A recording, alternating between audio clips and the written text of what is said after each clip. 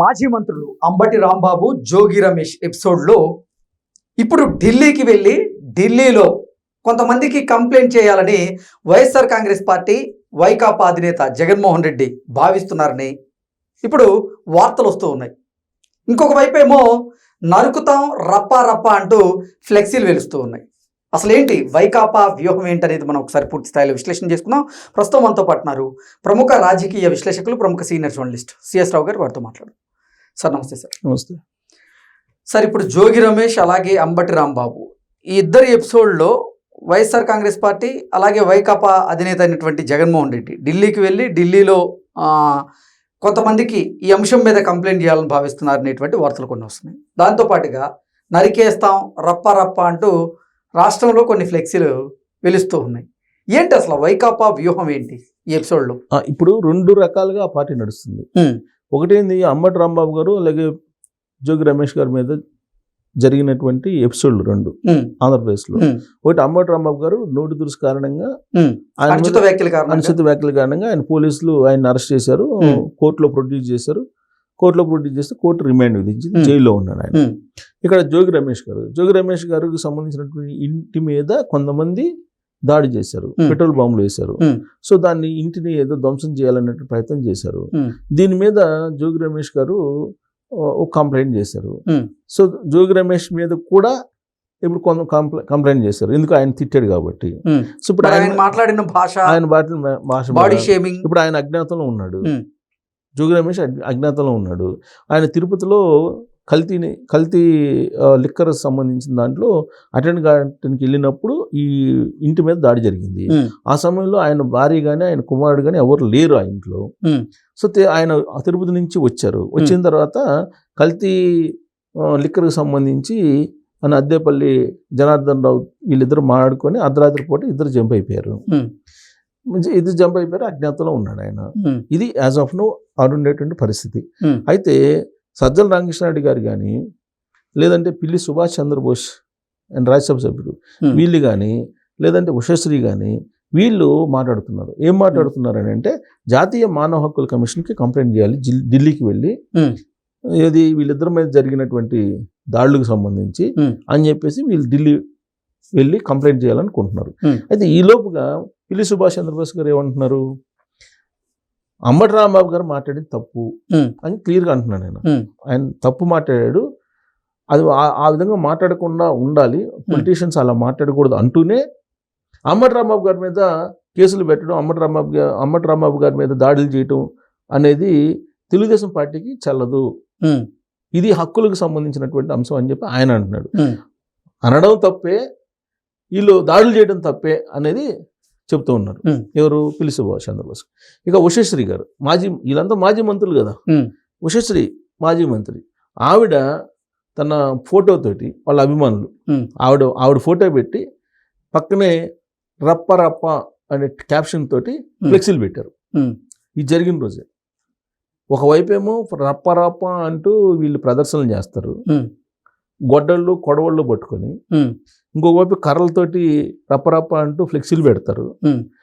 ఇంకొక వైపు సజ్జల రామకృష్ణారెడ్డి గారు ఏమంటున్నారు, మేము అధికారంలోకి వస్తాం, ఎవరిని వదలం, మేమంతా రాసి పెట్టుకుంటున్నాం అని చెప్పి ఆయన మళ్ళీ స్టేట్మెంట్ ఇస్తారు. జగన్మోహన్ రెడ్డి గారు కూడా అదే చెప్తున్నారు. ఆయన కూడా బెంగళూరు నుంచి రెస్పాండ్ అయ్యారు, మేము ఎవరిని వదలం, మేము వచ్చేస్తాం, నెక్స్ట్ అధికారంలోకి మాకు వస్తే వీళ్ళందరినీ ఏర్పారేసే కార్యక్రమం మాది అని చెప్పి ఆయన అంటున్నారు. అంటే మానవ హక్కులు అనేవి ఇప్పుడు వీళ్ళు పోయి మానవ హక్కుల కోసం కంప్లైంట్ చేయాలి జాతీయ మానవ హక్కుల సంఘానికి, వీళ్ళిద్దరికి ఏదో అన్యాయం జరిగిందని చెప్పి అంటున్నారు. ఓకే, బాగానే ఉంది, మానవ హక్కులు వాళ్ళకి లేకుండా చేస్తున్నారు అనేది కంప్లైంట్ చేయొచ్చు, దానికి స్వేచ్ఛ ఉంది, ఇది okay. Second coin of the version తీసుకుంటే మీరు చేస్తుంది ఏంటి వైఎస్ఆర్ కాంగ్రెస్ పార్టీ? రప్పరప్ప ఏంటి? లేకపోతే మేము అధికారంలోకి వస్తాం, మీ అందరు మొత్తం చూస్తాం, మీ సంగతి చూస్తాం అని చెప్పి అంటాం. రప్పరప్ప ఏంటిది? ఒక మాజీ ముఖ్యమంత్రి, ఒక మాజీ మంత్రులు, ఒక మాజీ సలహాదారులు వీళ్ళందరూ మూకుమ్మడిగా ముక్తకంఠంతో వీళ్ళేమంటున్నారు, మేము ఎవరిని వదిలిపెట్టాం, అందరి పేర్లు రాసుకుంటున్నాం, వాళ్ళందరినీ ఫస్ట్ టూప్లోనే లేపేస్తాం, ఇదే చెప్తున్నారు మాటలు. అదేంటే మధ్యలో అంతా లేపేస్తాం అని చెప్పి లాస్ట్లో చట్ట ప్రకారం అంటారు. అదేదో అతక్ కుంజర ఏదో అది ఉంటుంది కదా, అలా వీళ్ళు మొత్తం చెప్పి లేపేస్తాం ఫస్ట్ గ్రూప్లో, మేము రాగానే మాకు అధికారం రాగానే ఇమీడియట్గా మేము లేపేసే కార్యక్రమంలో ఉంటాం అన్నట్టుగా చెప్తున్నారు. అయితే చట్ట ప్రకారం అంటున్నారు మళ్ళీ. సో పోలీసులను బెదిరిస్తున్నారు. ఎవరెవరైతే కేసులు పెట్టారో వాళ్ళని కూడా మేము గుర్తుపెట్టుకున్నాము, వాళ్ళ సంగతి కూడా చూస్తాం, ఎక్కడున్నా మేము వదలం, రిటైర్ అయినా వదలం, లేదంటే వేరే దేశంలో ఉన్న వదలం, సప్త సముద్రాల అవతల ఉన్న వదలం మేము చేసుకొస్తామని చెప్పి చెబుతున్నారు. మరి ఇప్పుడు వీళ్ళు చేసేటువంటిది ఏంటి? బెదిరింపు కదా, మానవ హక్కుల ఉల్లంఘన కదా. ఒక పోలీస్ ఆఫీసర్ ఉన్నాడు లేదా పోలీసులు ఉన్నారు, వాళ్ళు చట్ట ప్రకారం వాళ్ళు ఏం చేయాలో అది చేస్తున్నారు, అంతే కదా. మరి వాళ్ళని బెదిరించడం కదా వీళ్ళు మాట్లాడటం. మరి ఇది జాతీయ మానవ హక్కుల ఉల్లంఘనకి వెళ్ళదా? ఇది మాత్రం వెళ్ళదా? ఇది కూడా లేదు కదా. ఫ్లెక్సీలు పెట్టిన వాళ్ళ మీద, మీకు ఫ్లెక్సీలు పెట్టినటువంటి వాళ్ళ మీద కేసులు పెడుతున్నామో రాజకీయ కక్ష అంటున్నారు. ఇప్పుడు జగన్మోహన్ రెడ్డి గారు ఒక ట్వీట్ చేశారండి తాజాగా. ఏం చేశారు? తిరుపతి లడ్డుకు సంబంధించి కల్తీ నెయ్యి విషయంలో సిబిఐ క్లీన్ చిట్ ఇచ్చేసింది, ఇది ప్రజలకు మేము చెప్తున్నటువంటి క్రమంలో డైవర్షన్ చేయడానికి ఇవన్నీ చేస్తున్నారని చెప్తాను. అసలు క్లీన్ చిట్ ఎవరికి ఇచ్చింది? తిరుపతి లడ్డు విషయంలో ఏం జరిగింది? తిరుపతి లడ్డు విషయంలో వాడినటువంటి నెయ్యి కల్తీ లేదు అని చెప్పిందా? అసలు నెయ్యే కదని చెప్పింది. ఎన్డీడీబీ అలాగే ఇంకోటి ఎన్డీఆర్బి, ఈ రెండు క్లీన్ చిట్ ఇచ్చినాయి అని చెప్పి జగన్మోహన్ రెడ్డి గారు ట్వీట్ చేస్తారు. అసలు పాలే లేకుండా, ఒక చుక్క పాలు లేకుండా నెయ్యిని తయారు చేసి నెయ్యి కల్తీ లేదని అంటారు.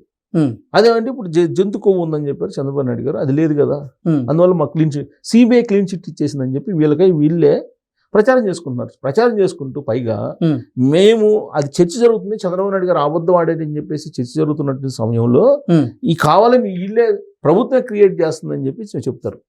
అందుకే మేము మానవ హక్కుల ఉల్లంఘన కింద మేము కేసు పెడతాం, ఢిల్లీ వెళ్ళి మేము ఢిల్లీలో తెలుసుకుంటాం అని చెప్పేసి అంటున్నారు. అంటే ఇది ఢిల్లీ లెవెల్కి తీసుకెళ్ళాలి. ఢిల్లీ లెవెల్కి తీసుకెళ్ళి దీన్ని ఢిల్లీలో చర్చ పెట్టి అవసరమైతే పార్లమెంట్లో కూడా మాట్లాడి ఆంధ్రప్రదేశ్కి సంబంధించినటువంటి లా అండ్ ఆర్డర్ ఎలా ఉంది అనేది అక్కడ చర్చ పెట్టాలి.